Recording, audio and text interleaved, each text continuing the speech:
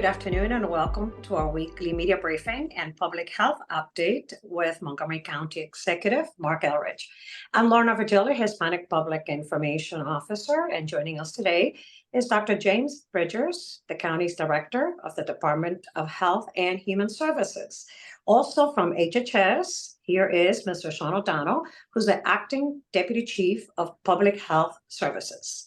Dr. Earl Stoddard, Assistant Chief Administrative Officer, and our special guest today is Chief Marcus Jones from the Montgomery County Police Department. Welcome, everybody, and good afternoon to you, Mr. County Executive. We believe you are where, in Annapolis today? I am in Annapolis today. It's the opening of the session, and I went down for the swearing in of officers and then a bit of talking to various delegates and governor's staff while we were down here. So we've been busy. So I'm going to, first of all, thank everybody for joining me. And second week of the new year, we've made it. I'm joining you from Annapolis, where the new General Assembly session got underway today. More than 500 bills between the House and Senate have already been submitted for the delegation to consider. There will be a lot more. There's a lot to do this session, as the state also has to deal with some physical restraints, as the governor announced, related to transportation in particular. But being here with people who share a common sense of purpose and desire to find solutions is actually very encouraging. We have a great delegation representing Montgomery County, including many key leaders who serve on important committees and caucuses. And I look forward to working with all the members of our 35-person delegation, which is the largest in the state, to advance our county's agenda.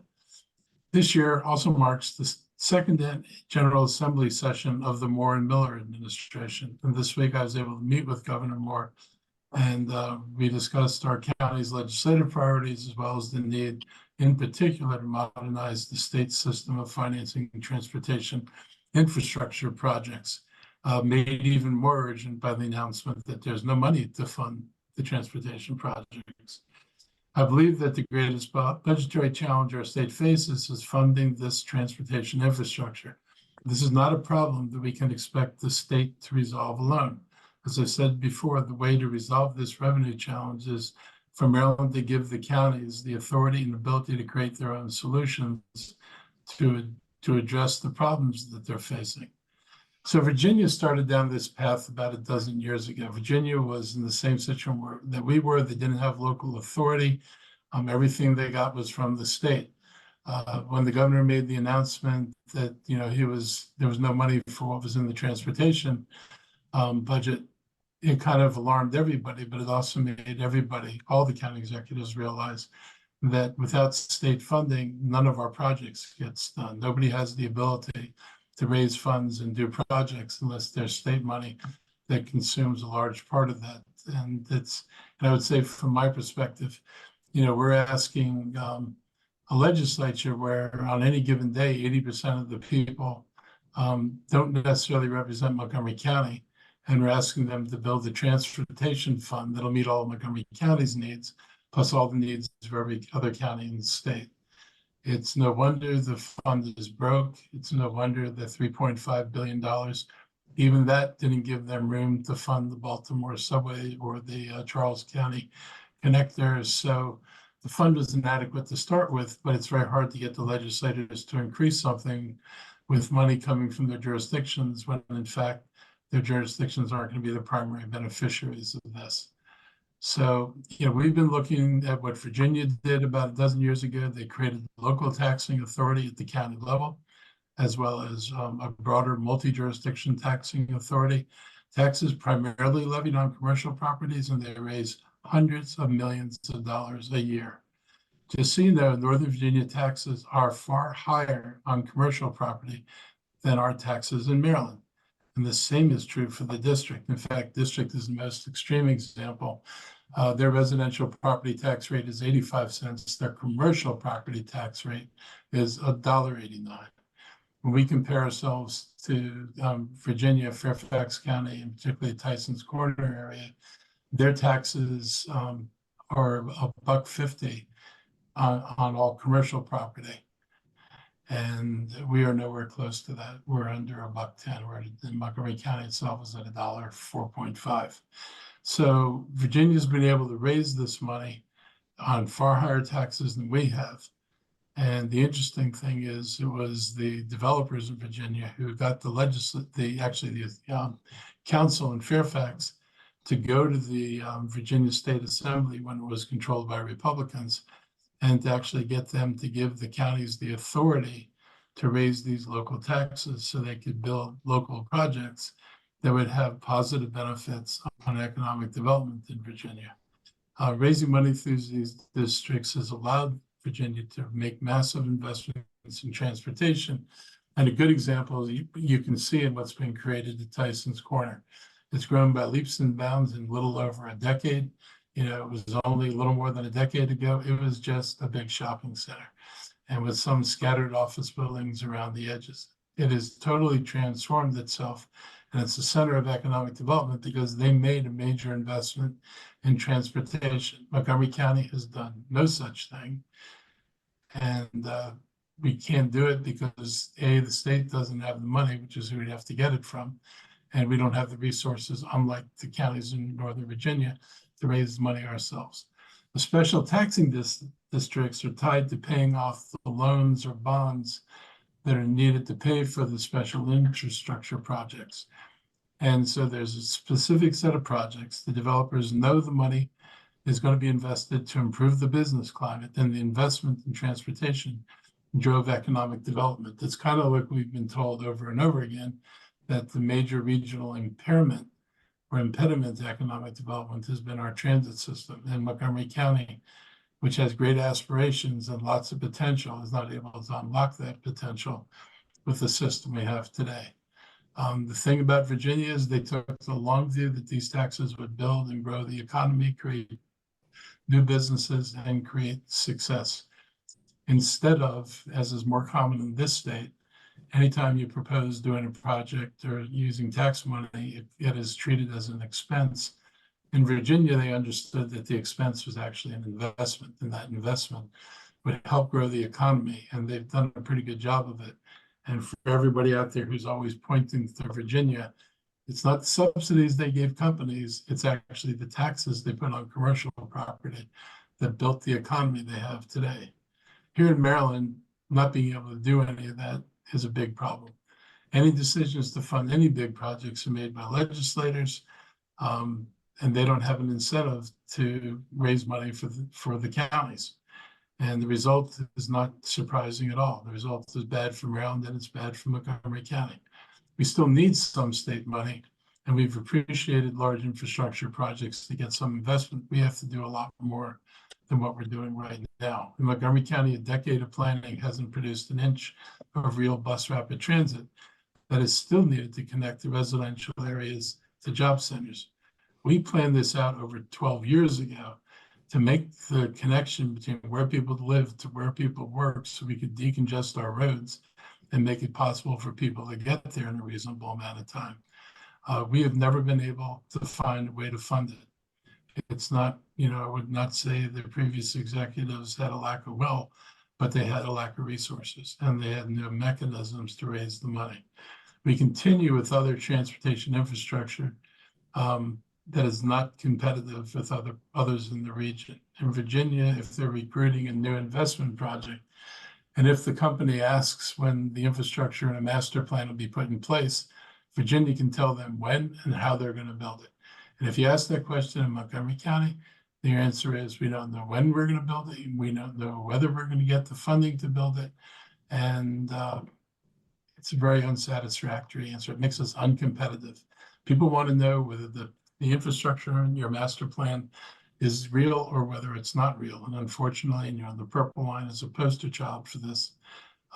We do not deliver on time, and we do not deliver when master plans say the project should be delivered. So during this upcoming session, we're going to be working to advance legislation to change this. And I'll say that unlike the past, this is actually a priority of the Maryland Association of Counties, because whether you're a Republican county or a Democratic county, everybody understands the limitations of relying completely on the state for things you need to do in your own county.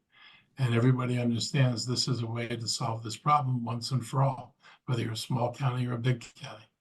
During the upcoming session, we're also going to be working towards legislation that supports our efforts to combat climate change. We want to improve the education and get more funding. We also want more accountability in the blueprint. There's an interest in extending healthcare access in our communities, which could have a really positive tax benefit for Montgomery County, as well as working to support our investments and our work in creating more affordable housing. We're, talking to the state about increasing funding for affordable housing, but also allowing us to do affordable housing that allows ownership. Right now, state programs pretty much skew to rental property. Ownership condos or ownership townhouses are not a part of that. So, the specifics, we're going to push for bus rapid transit funding. We're going to support opportunities for the state to increase the volume of housing production and all the other things we talked about. So, we feel pretty good. Part of our agenda was mentioned by House Speaker Adrian Jones. It's been a topic of Governor Moore's discussion. So we find ourselves in pretty good alignment with what the leadership of the state wants to do. And I think it bodes well for the work we're doing in Montgomery County. On the police department, departments across the country and state struggled with proper staffing. The Montgomery County Police Department encountered similar problems in 2022. The department was down by 102 sworn officers, and by the end of 23, we're going to be down about 175 officers. We have to address this deficit aggressively to ensure appropriate levels of public safety. So I was glad to see this issue is one of Governor Moore's legislative priorities. His Growing Apprentices in Public Safety, or GAPS Act, is focused on making sure that Maryland is training and supporting highly qualified law enforcement professionals to protect our communities. We're looking at some other short-term options. The county has a policy that if you work for the county and retire, we can't bring you back. We're looking at being able to change that and bring back people who retire from county employment. And for example, be able to take a retired police officer and let them work if they want to work part-time in the county call center, or let them bring back an officer to work in the department, but work in jobs that are tied to desks rather than jobs that require them to patrol and have the full duties of a police officer. So we're finding ways to make it easier to expand the hiring in the county and that'll leverage our existing resources. And so I think with this and some of the things the governor's talking about, it could be really helpful. It also requires the establishment of a model policy for law enforcement officer wellness programs that ensure all police officers receive the support they need in their line of work. The work can be very stressful, and often officers don't have any place to go to talk to somebody. We want to step into that void. And the bill also establishes a commission to do a deep dive into policies that can help recruit, train, and retain the next generation of police officers. We will be in Annapolis lobbying for this legislation. Hopefully some of this legislation is going to pass. I'm optimistic because I know public safety is a big issue statewide, and the governor certainly has that as one of his priorities. So between our group and all the counties and the governor, we should be able to make some progress here, and we should have a legislature that's receptive to doing this. So I've asked Chief Jones to join us today, and I thought I'd let him talk a little bit about what we're doing, and then I'll continue the briefing. Thank you, County Executive Elrich, and very appreciative of your support as it relates to where we are really focusing on when it comes to recruitment as well as hiring. And I would just let everyone know that we are working towards our upcoming academy class that will be scheduled for the end of January. Session 77 will begin. We are finalizing the numbers of police officer candidates that will be beginning with our program, and we're hoping Again, we don't have final numbers, that we have some offers that are on the table, but we have a positive outlook as that that date is approaching. I am very, very pleased of where we continue to go with some strategies in regards to, again, working with the governor, hopefully with the cadet program, as our cadet program has with the county executive support and the council support. We've begun a new group of new cadets that we are looking to, again, on board with not only within the department, but to move them towards a career of law enforcement as a police officer in the coming years, as they go through the program that is anywhere from 1 year to 2 years, depending upon where they are in their college as they seek college credits. And that's been really fabulous. And I think the governor's approach and support will only help to bolster that program, as we see a good return on our investment of our individuals who are seeking this program and becoming police officers who are from Montgomery County. And I think that's been very forthcoming. I will say there continues to be challenges in the recruitment process. And one of the things that I have brought forth to the Maryland Police Training Commission has been the issue surrounding cannabis use, prior cannabis use by candidates. And there are regulations that do not allow for a certain period of time for cannabis use that has impact on hiring. I think in today's environment, where we are with the legalization of cannabis, that has now restricted law enforcement agencies, particularly the larger agencies across the state. So I've been working very diligently with Councilmember Lukey, as well as the county executive, to work with the training commission in order to be able to see if we can seek a change in this regulation. And I think that would help us immensely with recruitment. We've also are in the process of hiring a particular agency to assist us with our recruitment efforts. I think that will be a game changer, as well as we move towards, again, increasing the numbers of applications. We have seen for the class that we will be scheduling in August, we've already seen an uptick in applications. And I think, again, that's a big plus for us at this point. We hope to continue to see that trend go higher. That is one of our goals that we have set forth as we move towards to correcting those issues. And finally, I will just state that the county executive is correct in the retired officer program. We really believe that that's going to be a major boost in assisting us with supporting our existing police department, the force, to be able to provide that assistance to them and relieve them of some of their duties in regards to desk work and other support type functions that will be very beneficial. And it's something, again, that we see other departments do, and we think that it is time for Montgomery County to have that program as well. So I will pause there and turn it back over to the county executive. And I'll just add to that what neither of us mentioned was the not the marijuana issue, but the focus on recruitment. And we're actually hiring a recruiting firm to assist us in recruitment. We saw that Fairfax County had done it last year. They seem to have a fairly large class, and we're going to see if we can increase our success in recruiting by using the same firm to work for us. So we'll see what happens. Thank So you, County Executive. Questions now for this?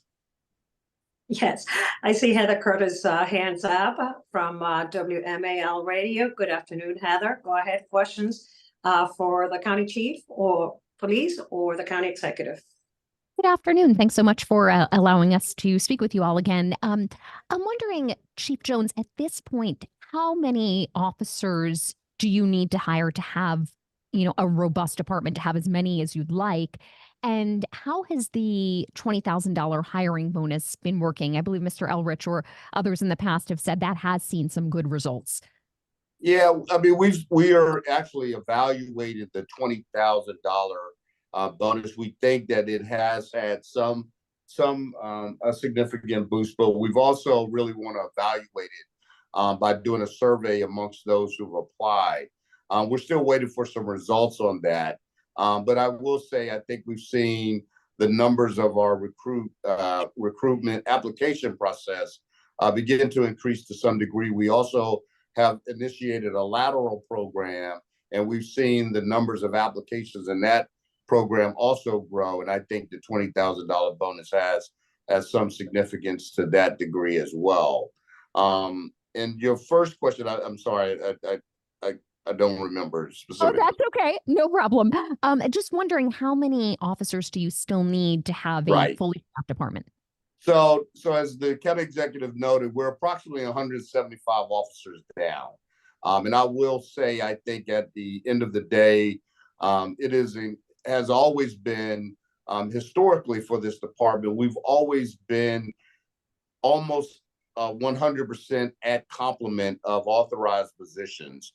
That helps us to really kind of be able to be fully operational. Again, we've made some adjustments due to the fact that we are 175 officers down, and we're still able to respond and address crime accordingly in any other public safety function. But it has been impactful upon our operations. But I will say that honestly, I think it's going to take us a minute before we can get the full complement, but we can still function as we've done well over the even in this period of time, being down those amounts of officers. But there is a heavy workload that's being done by the officers in an aspect of overtime having to be spent in order to cover shifts and things of that nature. And that's what we're looking for, some relief in that regard. Thank you so much. Thank you. Thank you. Thank you, Heather. Corny Khan from Moco 360. Hi, good afternoon, Corny.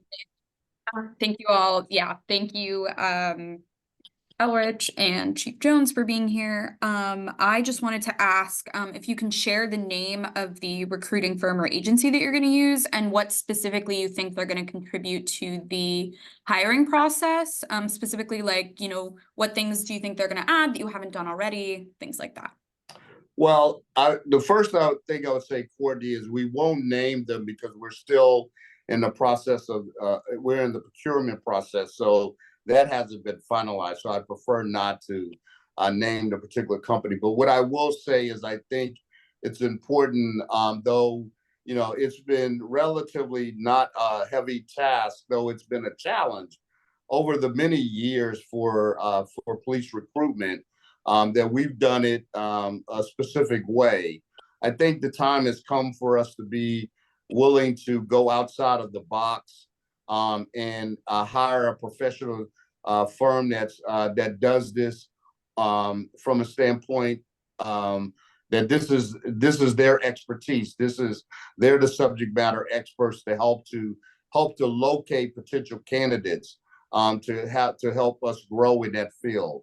And I think that would be very beneficial. So that's what we're looking for, maximum benefit, not only for police officer candidates, but also for our dispatchers and our call takers. And I think this is an expansion of the police department that will help us to really be able to find these potential candidates and help us grow with the numbers. And it's already, we know that Fairfax County utilized a firm that this was very beneficial, their police department. And so we're looking to learn from their challenges and how that was impactful for them. If I may add too, so I think one of the things that the firms really help do is they really market to potential applicants some of the features that our department has that many across the country don't have. Some of our specialized units and opportunities for diversifying their skill sets within the department, the diversity of our department, the fact that we're trying to get to 30% women by 2030. And so, one of the things that's really evolved with recruiting in a lot of fields, and policing is no different, is a lot of people find off the internet in a way that didn't your traditional college recruiting events used to be big things. The internet has taken that by storm, and so having an more active presence and a much developed, video, shorts, website that describes the opportunities and the broad-based opportunities that we have in Montgomery County with both patrol services, but also potential to grow into specialized units and things of that nature, and just show the applicants the broad array of opportunities that exist here in Montgomery County. I think that's really what a recruiting firm will help do. And as Chief Jones alluded to, I think the way the police department has traditionally done recruiting is they have an officer, a captain often assigned to be in charge of recruiting, and that position turns over with some regularity because people get promoted within the department. And I think a recruiting firm does this 24/7, 365, and has years and years and years of experience. So they bring in expertise that we may not necessarily always have in some of these specialized recruiting areas. And so, if others have seen success, there's no reason why we shouldn't be leveraging every opportunity to try and increase our police recruiting. Thank you. Thank you, Patrick Bocard. Are you with CBS News Baltimore? Patrick, Hi. good afternoon. Hi, it's actually Lily. We're with Fox 5. I'm just borrowing his laptop, so bear with me for the name change on this laptop. Okay. Thank you. Question for the county executive. This is actually off topic. I wasn't sure if you were entertaining anything like that. I had emailed your office earlier. I was just curious for the county executive if your office has been briefed at all about the investigation of misconduct by senior MCPS officials. This was a memorandum that just came out from the OIG this morning. Just curious. I've been down here, so I haven't really had a chance to look at it yet. Okay. So I will be looking at it. Essentially, though, this report found that the claims were, unfounded. I just wasn't sure if your office had any comments at all about how OIG conducts their investigations. This report, it sounds like it was commended by the school district. They were very fast and very prompt with it. So wasn't sure if you had any sort of comment at all to offer. You could ask me that question next week, and I might have an opinion. Okay. After I get to look at how they describe the investigation. I appreciate it. Okay, well, I appreciate it. Thank you. Okay, thank you. Thank you. Mr. County Executive, any other topics or? Yes, meanwhile, Go ahead. Meanwhile, back at the briefing. So on Monday, January 15th at 4 p.m., Montgomery County is doing its annual Dr. Martin Luther King Jr. holiday, which the county celebrates with an annual day of service. And we're going to be honoring the civil rights leader and encourage the community to listen to his call to help make the world a better place.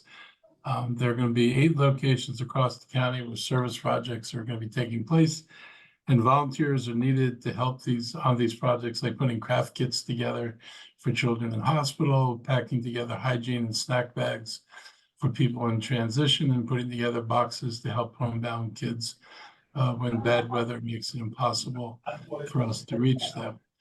The tribute on Monday is going to be at Strathmore. It starts at 4. It's going to celebrate music from Grammy-nominated band Sweet Honey and The Rock. I've seen them for probably nigh on 30 years now, and as well as many other professional amateur performers. The theme for this year's show is "Where do we go from here? We choose." The program is also focused on Dr. King's positive impact through the courage, compassion, and perseverance that he demonstrated. We're asking all those attending this event to help out a neighbor by donating items like toothbrushes, toothpaste, and deodorant. These items will help our homeless shelters as they experience a surge in demand because of the winter weather. And we hope to fill a truck with toiletries, new towels, and washcloths, all while celebrating Dr. King and aspiring to meet his dream of choosing how we can all do things that'll make the world a better place for everyone. And I remember the impression that I had when I saw Dr. King when I was a kid, because I took the bus from Silver Spring down to the monument, and I was at the March on Washington, and you couldn't help but feel the excitement in the crowd. And when he spoke, he was riveting. I will say, I was a young kid then, I didn't fully grasp the import of everything he said or all the connections that he made. But as you know, I got older and revisited the speech, you realize how deep he had gone into things, and frankly, how much it resonated with the older population of people who had been through these struggles and lived their lives in the kind of, frankly, excessively, I shouldn't even use the word excessively, flat out racist experiences that was typical of growing up in America, and frankly, typical of growing up in Montgomery County. I can attest to that because I grew up here after I moved from DC. But I'd say far more beneficial than the speech and the excitement is it really did open people's eyes to thinking about community injustice and, frankly, to the extent of racism that had pervaded society. And in my weekly newsletter and video this week, I'm going to talk about tracing the impact of that racism from then and now, and then goes back before the Civil War, and now is actually now. One point I make in there, and I make again now, is America found a way to legalize slavery for over 100 years after the Civil War. There was a practice known as debt peonage, in which a farmer would, if they were in debt, they couldn't leave the farm. And so if you think about this in the context of being an agricultural worker in the South, if you're working on a farm, you're most likely living on the farm, and the owner was also feeding you. So the owner was deciding how much you paid for your food and how much you paid for your room and board. And it should come as no surprise that the amount of money they paid the workers was less than the amount of money the workers owed the owner. And they then had laws that said, well, if you owe the owner money, you can't leave the farm. So they found a way to actually perpetuate slavery long after the Supreme Court or the Constitution said you can no longer do this. And that's the lived experience of people who are still around today. And it's certainly the lived experience of many of their grandparents. So for everybody who thinks like this just happened and then it went away and everything is perfectly fine, it really ignores the long-term impact it had on people, what it meant in terms of this particular group's ability to accumulate capital, be successful economically, go to school. There's a whole lot of things that flow from the racism and the way it was practiced in this country. I would say probably the United States ranked up there among worst nations in the world, including South Africa and the Portuguese and Belgian colonies in Africa. We were among the worst. And that's nothing to be proud of at all. So hopefully we think about this a little bit, because I think people, get impatient with, why are we still dealing with racism? And I think it's because we don't understand the damage that was done and what it's going to take to try to reverse that. So speaking of health and another aspect, I'm going to do our health report now. This week, our cases of COVID, flu, and other respiratory illnesses continue to climb. The burden on our hospitals is statewide, and the burden is up 30% from last week, and with more of those patients in need of an ICU bed. Visits to all outpatient centers in Montgomery County are as high as they've been since last January.